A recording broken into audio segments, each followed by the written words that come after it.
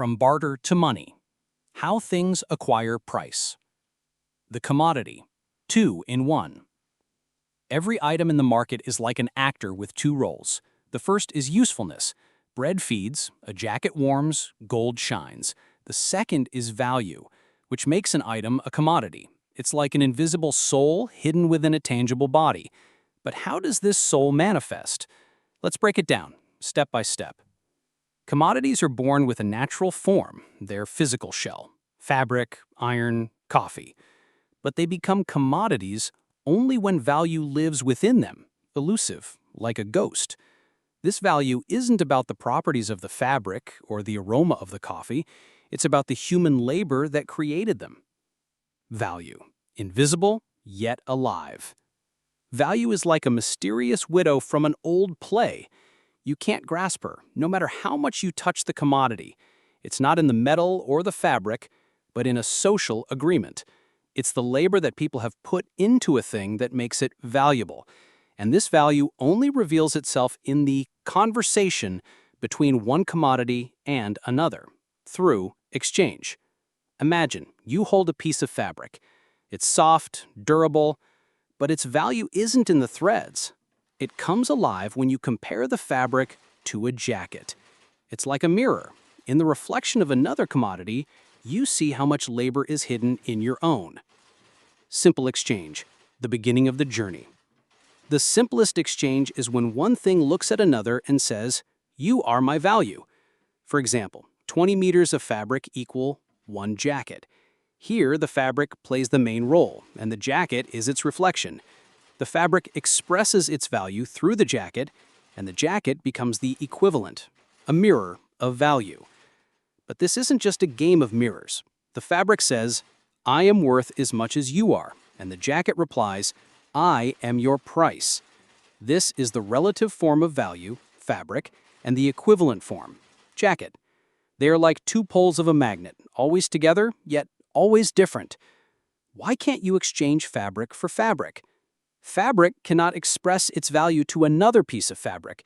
It's like trying to see your own face without a mirror. 20 meters of fabric equal 20 meters of fabric? That's just a tautology, not an exchange. To show its value, fabric needs another thing to be its reflection. And conversely, a jacket cannot be both the mirror and the reflection at the same time. But if you swap their places, jacket equals 20 meters of fabric, then the jacket becomes the primary item and the fabric its equivalent. They're like dancers changing roles but never dancing the same part simultaneously. What does exchange hide?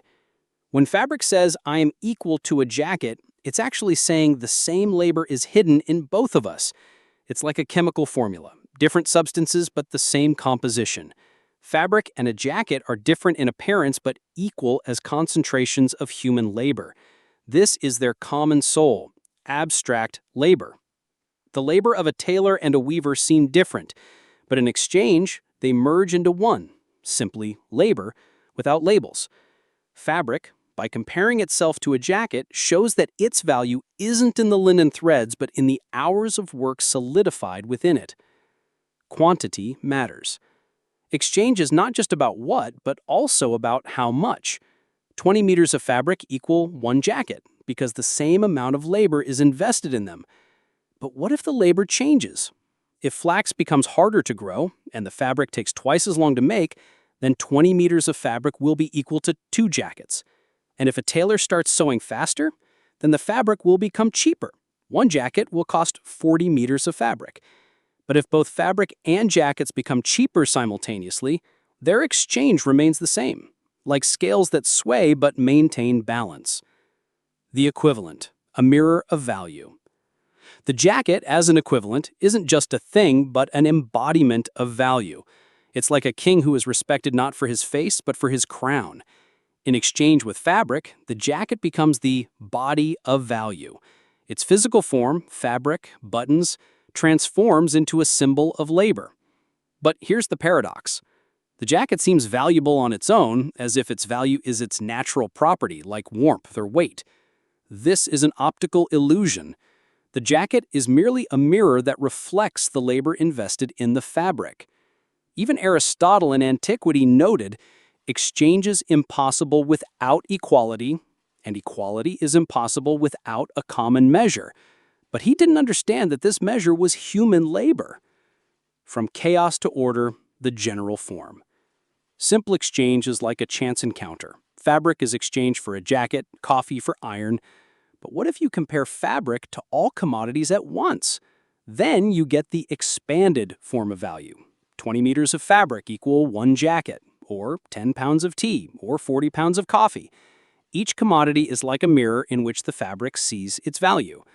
But this is still a mosaic. Each commodity has its own price language. To simplify everything, the world of commodities chooses one leader, the universal equivalent. For example, all commodities are compared to fabric. Jacket equals 20 meters of fabric. Tea equals 20 meters of fabric. Now everything is clear. Fabric is the common denominator. Gold, the king of exchange. Over time, one commodity seizes the throne.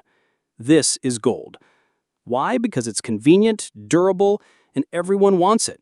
Now everything is measured in gold. 20 meters of fabric equals 2 ounces of gold. Jacket equals 2 ounces of gold. This is the money form.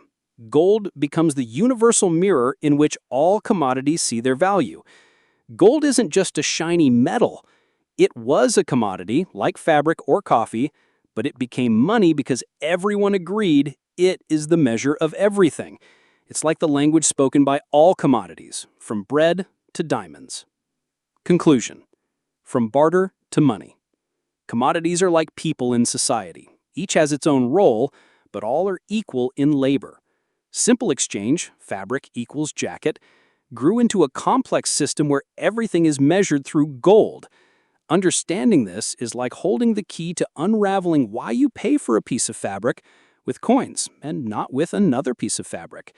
Next time you pull out your wallet, remember, money is labor solidified in gold.